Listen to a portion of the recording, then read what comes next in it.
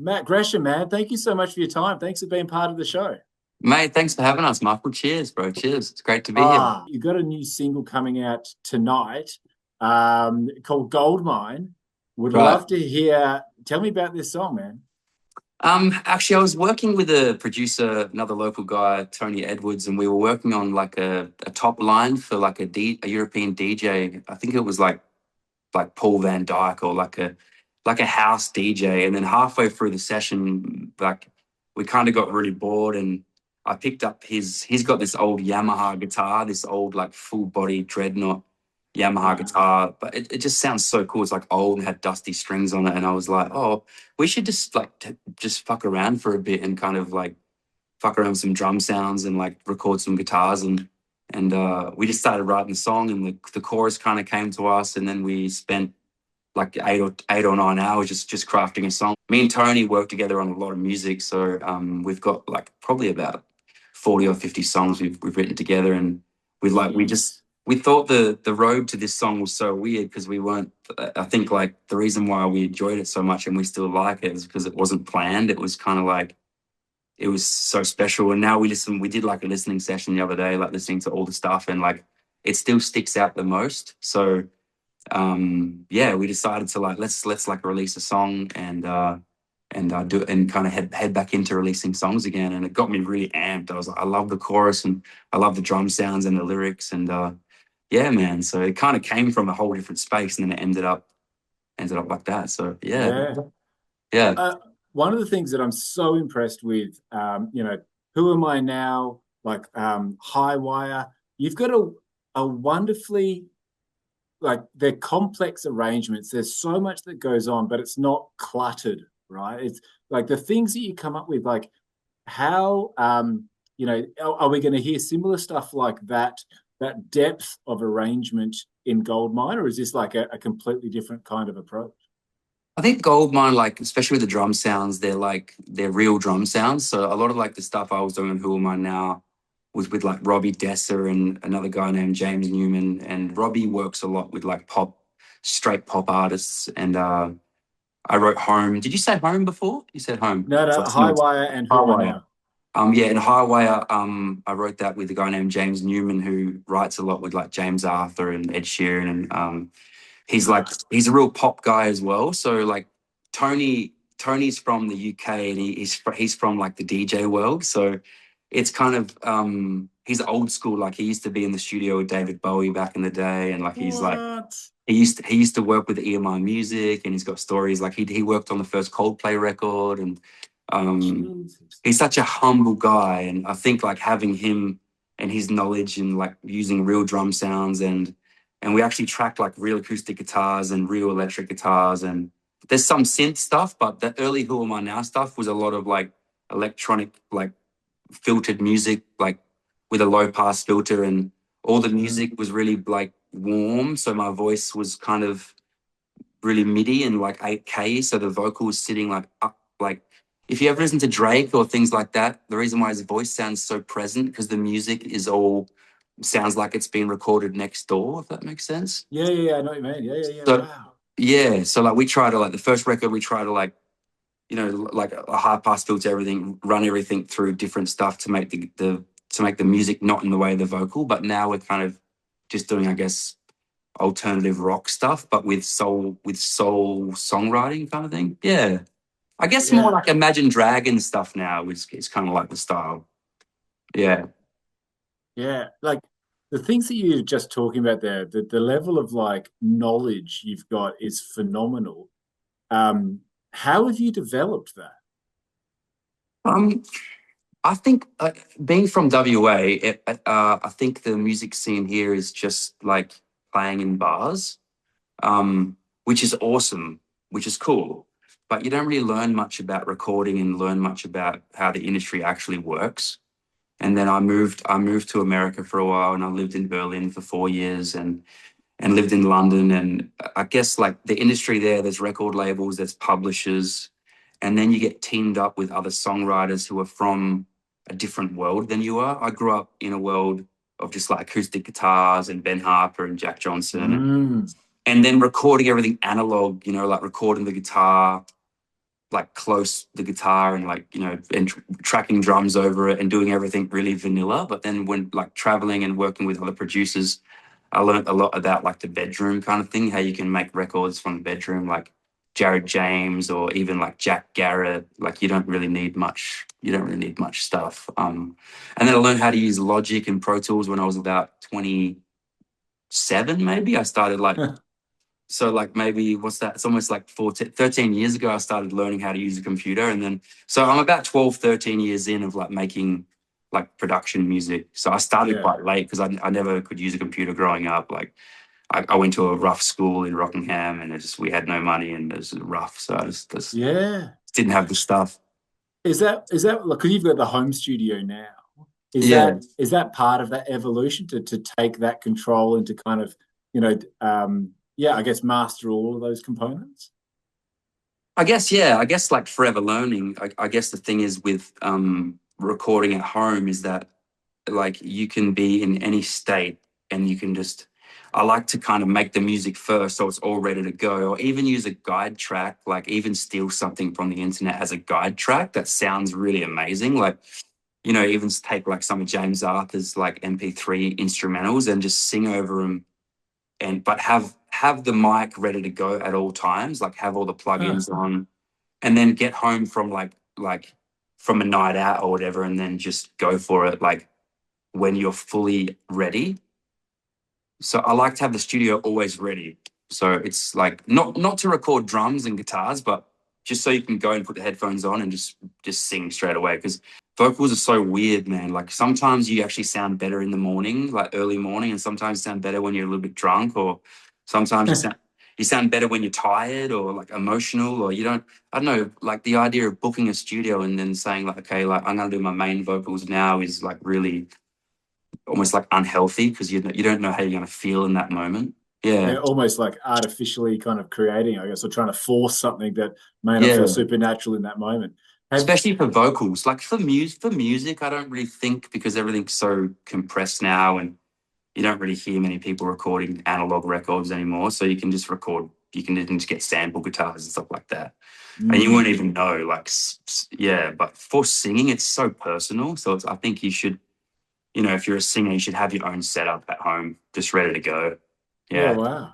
yeah. You have an amazing voice. I love hearing how you sing and I don't know if it's like, and I say this respectfully, like I hear like Ian Kenny, like, Birds of Tokyo Carnival, my era kind of, Yeah, like your voice is a phenomenal love instrument. him, Kenny. Sick. Yeah, yeah, yeah, yeah. How have you developed that? Because you are acclaimed. The Voice, what, 2020, X Factor 2013. You took out an international songwriting comp. You've taken out like a Wham Song of the Year. Like your voice is amazing.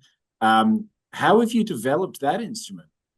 I think like in the beginning, I used to like go busking at like Rockingham foreshore and stuff, and when I was like in high school, so I was always like always playing in my room or always going busking, and then I started doing open mic nights, and I grew up in like the pub generation where you play Yeah, yeah. pubs and just like like when I was 18, I lived at the Backpackers in Freo, and I played like 7 shows a week. Like I'd play every night. Like, and Wow. I think like singing a lot is just it's really kind of dumb advice. It's dumb advice, but like I think like you just get good at stuff when you do it a lot. And I used to be obsessed with singing. Like I'd sing all the time, and then I think also going back to having your own recording set up at home is that you have a once you've got your own mic and your own relationship to your gear, you kind of know what you sound like. So I don't think anyone who doesn't record himself all the time really knows what they sound like. So there's always anxiety. Like, but Mm. having your own setup, it's almost like living in a house with no mirrors and not Yeah, knowing what. okay. So for a singer, I think you have no mirrors if you haven't got your own setup because because when you're singing, you don't sound like that. But for me, like when I talk and I hear myself back, I'm like, oh fuck, I sound like that. Like even now, like, and probably same for you too. And even like people that never do it, they like, oh, Yeah. they sound terrible. But the more you sing and the more you have your own stuff, I think the more you know that singing is so like the slightest like lip movement or something can make a massive difference. And following on from that, like you're incredible in that. On top of those accolades, you've got millions of streams and stuff on Spotify, and then we've got Goldmine coming out. As an artist, how do you kind of, I guess, set your own expectations for a song? You feel this energy with it, you record it, and we're releasing it tonight. Yeah, how do I guess do you set what you expect from that song once you release it? Yeah, good question, bro. It's hard. It's hard with this stuff now because like back in the day, you just you like put your songs through distribution and get CDs in the local stores, and Yeah, it was grassroots. So you did shows at indie bar and shit, and you're like selling your and like you're selling your merch. And those days were sick. But now it's like Spotify has 40,000 songs a day that are put on Spotify, and wow. and I don't think anyone knows now like what success is. So I kind Mm. of think like everyone has that ideology of like, oh, one day like someone's gonna make it. And I'm like, have you ever heard of like Leaf Vollerbeck before? And they're like, I've never heard of him. I'm like, well, he's making 6 grand a day on Spotify. Did you know that? Yeah, Like, yeah, yeah, yeah, yeah. there's so many acts now that there's no such thing as making it, I think. So I think like unless you're talking about making it like Drake or Taylor Swift level, but I Yeah, yeah, I yeah. don't think that's possible for any Australian artist to do that, Yeah, apart from right. apart from Kid Leroy. But like Well, if you look at it, no one in Australia has made it really, apart from ACDC, Kid Leroy, like Troy Sivan, like you know what I mean? Like yeah, proper but celebrity status. but I think that's also it's a subjective level, right? Like there's people that kind Exactly. of make a really happy, fulfilled life out of the music Totally. without being stadium sellers. Mm. That's what I tell myself anyway. Yeah, yeah, Yeah, well, no, yeah, that's healthy because like you'll always get those people. Even for you, they'll be like, did you always have that goal of making it? And it's like that doesn't make sense. It's always it's yeah, But going back to Goldmine, that was a bit of a rant. But I just now like I really like the song, and I really like my friend Tony who I made it with, and that's just how I think about it. And I enjoy making the clips and stuff. And like people say, oh, that's a nice heartfelt song. So I just kind of think about it like that, and then yeah, yeah, I just try to enjoy the process now. But you just don't know because like David Gray's awesome, man. Like he's one of my favorites. He sings like this song "This Year's Love" and all those classic songs. You'd know him. He released the album, man, like when he was like 26, and it never went anywhere. And then like 13 years later, like it was like a smash, and it's like one of the biggest folk records of all time. yeah. So Wow, you just never know. You would know "This Year's Love." I'm sure. This year's love and better last. Yeah, Or yeah, yeah, yeah. Babylon. If you want Yes. it, come and get it for Yeah, crying yeah, out yeah. loud. Yeah, he's like, yeah, it's you just don't know. So I guess you got to be in it to win it and just put your best foot forward, I guess, in one sentence. Yeah. But you're also a professional songwriter as well. Like you don't just release your own stuff. Like you collaborate and you kind of you write for other people as well, don't you? Yeah, that's what I want to do now full time, and what I am doing now full time. Yeah, which is so cool because it's like it's not genre based. Like one week I could be working with like a rapper, like Five Past, or I worked with Downside on their song, and then That's so cool. next week I'm doing like Tiesto stuff, and then I'm doing Yeah.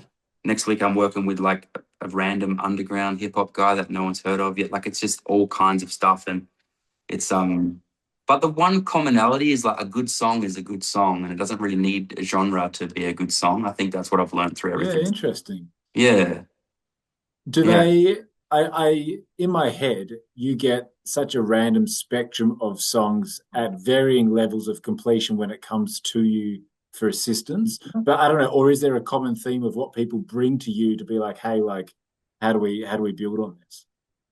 I think if I'm top lining with a DJ, the track's already done. Right. So that means I just write the lyrics and the vocal melody and I sing it, and hopefully I get the feature. The feature Gotcha. would be amazing because if you get a feature with like David Guetta, it's like holy fuck. Like Yeah, yeah, well, yeah. I've never got that yet. That would be amazing. And then I do and then there's other people like hip hop artists where I actually work like a lot of those guys don't sing, so they need someone to create their choruses or make beats. I work with a guy in New York, a rapper, Talib Kweli. He's like a 90s hip hop guy. He's sick. Um, so it depends what genre it is. But my favorite is like when someone comes with nothing and we just like Yeah, work right. from like a piano or a guitar, and that's my favorite. And then don't do any production, like, I don't like. I'd rather just like play guitar and map out a song, and then they can Yeah, take right. it to someone who's really good at production. Yeah, wow. Yeah, That's like, and it's such a whole nother world that I'm just not exposed to. Like yeah, that kind of like relatively random stranger collab, like sometimes you spitball with someone or whatever, but yeah. yeah, I think it's Weird. fascinating. What a skill set to Yeah. be able to adapt to all Oh, it's weird, man. I've done writing camps in like Finland and fuck and that. all over the world. And you go there and you're meeting these random people, and they're telling you like about their divorces and or how someone's dead, and you just met them, and you're like, fuck, and you're like, Whoa. and you're in the session, you're like, dude, like let's go. It's almost like therapy. And then like at the end of the day, the song's done and everyone's having a few drinks. Like, fuck, like it's heavy, dude. It's really cool. I, Mm. I enjoy it. But it's very D- weird. Like you're like, I just met you, dude. What the fuck? yeah, Like, yeah, yeah. yeah. Does that emotional toll ever drain you? I think if it's like if we're talking about my stuff, yeah, it does. If we're talking about my problems, then yeah. But normally I'm like, yeah, normally I'm okay with other people's stuff. Yeah. Okay. Yeah. Cool. Yeah. Can we touch on a little bit your experience on X Factor and The Voice? And again, this is a world that I think so many artists are just so unexposed to. And Mm, what was it like going through that? And for you as well, like you did those two in particular with a huge amount of time in between. And yeah. did that change your approach to it, and then how you kind of responded to it afterwards? Yeah, I think like the when I first did the first one, like we talked about before, I think I was about 19, and that was like 1,000 years ago. Yeah, Um, yeah. and I think back then, like my dad, especially, and some friends were like, "Oh, that we all had that ethos of like, you got to make it, man." Like like almost like Mm. you've been watching Get Rich or Die Trying all night, or Yeah, 8 Mile, yeah, or like, you're gonna make it, bro. It's like, dude, God. But back then, I still believed that was real. So I think back then I was just trying to like make it. But then, in comparison to the recent one, I did the recent one because I wanted to kind of get back into music in Australia and kind of get through some demons I was battling at the time with anxiety and stuff. During that time, I had like really bad anxiety. yeah. Right. So it was kind of like my therapist actually said, he was like, dude, like you have to just do the scariest thing that you can think of. And I was like, that's probably like getting back into music. And then he's like, and then that same week, The Voice reached out and they're like, you should try The Voice. And my therapist like, just do it. Like they had psychologists on the show too. So Right. I had a few panic attacks when I was there, and the psychologist Wow. was there. Like, so it's really helpful to have like a mental health team there. Huh. So That's yeah, great that they had that support. Like, yeah, the yeah. cynic in me would presume that they're almost trying to push the buttons rather than try and help and support people.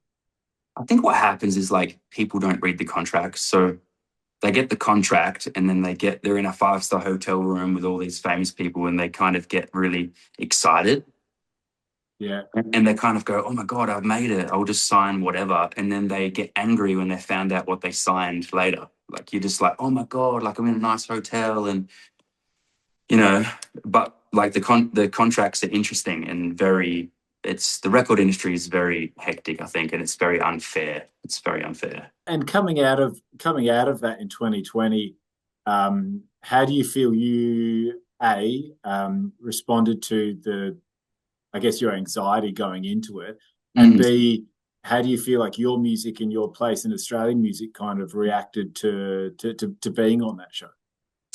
When I first came off the show, it was really surprising because, like, so I came off the show and I was like, oh, because I really wanted to win. I had this thing, like, I really want to win this thing. And I think I got like 15th or something. So I came off the show, I was kind of disheartened, and just, I was like, well, at least I'm able to kind of get out the house again and do stuff. So I was on a bit of a natural high because I was there for a month and I wasn't home, and I'd kind of overcame that anxious thing I was Yeah. dealing with. And that was a bit of a high. And then like a couple of weeks later, my song was actually #1 in Australia for like 3 weeks. Yeah, And right. and that was crazy because like yeah, I didn't expect that. So I expected something to happen like straight after I went on the show, but it was about 2 or 3 weeks later. And my partner at the time was on iTunes, and she was like looking at Delta's new song, and it's like, and she's like, she looked across and she's like, what the fuck? Like my boyfriend's like #1. Yeah, It's like, it was that's crazy. wild. And we were like partying for a couple of weeks because we just like kept seeing it, and it was all our egos were so inflated, dude. Yeah, yeah, yeah, yeah. But like, what an achievement. I mean, let alone getting on the show, let alone getting to the level that you did, but then to like, to pull a #1 thereafter, like, surely you pinch yourself a couple of times after that, to be like, you know, to take stock of how rare that kind of success is. Yeah, it was super rare. I actually love the voice. Like I would do that show over and over again. Like Yeah, right. they were so comforting, and they were really good with me with the contracts, and everything was great. But I do get like how a lot of those shows can be, they're very restrictive. But I mean, at the same time, you do know what you're getting into when you do it. Mm. So it's yeah. So And working with like Delta, working with like Guy Sebastian, was that what you envisaged it would be? Was that instrumental in your development? Def. I think Guy, like I'm really close to Guy, and I have been since maybe 2020. I've been really close with, no, 2018 actually. When I lived in Sydney, because I used to live a few streets from him in Maroubra in Yeah, Sydney, right. and we Wow. started like riding together and surfing together, and we had the same management team, so we became really close friends since then, and we went through a lot of stuff together, and he's always a mentor to me with like how to deal with pressure and how to like craft a performance and songwriting. And but Delta, like I didn't really, you don't really get much time with them really because it's like kind of Yeah. scripted. So like, but I did get to sing with Delta, and she has a crazy voice. Like Yeah. I did get to sing next to her and do a harmony. I was like, holy shit. And Kelly Rowland, she's gorgeous and her voice is crazy, but I didn't really get much time with them. But yeah, but Guy, fuck man, like I supported Guy on tour, and we always backstage like singing like Ray LaMontagne covers, and God. but that's like, dude, like his voice and his guitar playing, dude, he's like Guy's guitar playing, dude, is so good, bro. Like people Yeah, don't even, wow. he shreds over anyone you can think of with no. He's 10 times better. Wow. Like you play laps, like everything. Like he's a way better guitar player than I am. Like way better. Wow. But you just never know God. if he doesn't No. flex. Yeah, yeah, yeah. He doesn't I need to mean, go because yeah, he's yeah, yeah. Doesn't need to. doesn't need Yeah, to, bro. yeah, yeah, yeah. That's Yeah. unreal. And Um, producing too. Like he's so good at producing. Like damn. yeah. Yeah, man. That's cool. I really appreciate you sharing. For me, it's such a foreign concept and experience, and I think that's really cool. I'm really excited to hear Goldmine, and in both the version that comes out tonight, but you're also going to do like a live studio version from home for us as well. Is that all right? Dude, I'd love to. I actually I just got this cigar box guitar Very from cool. my sister's partner, and I just tuned it in this weird, I think it's in open F, which is weird. But I'm gonna record like a different version, so the one that comes out on the show is a bit different, you know. So yeah, I I'll love record that. that. Yeah, man. Yeah, I'm excited. Matt, thank you so much for your time. I really appreciate you sharing everything with us. It's been so cool to kind of virtually meet you. Hell And yes. man, I can't wait to see what this song does and catch you again at some point in the near future, man. Too easy, bro. Cheers, brother. I know it's hard when you feel like you see through everyone that you know says they need you. Inside there's the devil trying to meet you, trying to teach you, trying to tempt you. Did it hit so hard like you hypnotized when you glimpse their cards but you can't decide to see it through? Did you leave their side for something better? 'Cause all this is just another piece, and I'm sorry. Seeing all the shadows of the glory, swimming in the shadows with the glory. It's my story, and oh my, hope my song will buy time. Picking my pockets like a gold mine, picking my pockets like a gold mine, but there's no time. Too hard when your mind won't sit still. Everyone that you know says they need you. Inside there's the devil trying to reach you, trying to teach you. They're still trying to tempt you. Did it hit so hard? Were you hypnotized? You glimpse those cards but you can't decide. To see it through, should you leave this side for something you thought was better? All this is just another piece, and I'm sorry. Seeing all the shadows of the glory, swimming in the shadows of the glory. It's my story, and oh my, hope my song will buy time. Picking my pockets like a gold mine, picking my pockets like a gold mine, but there's no time.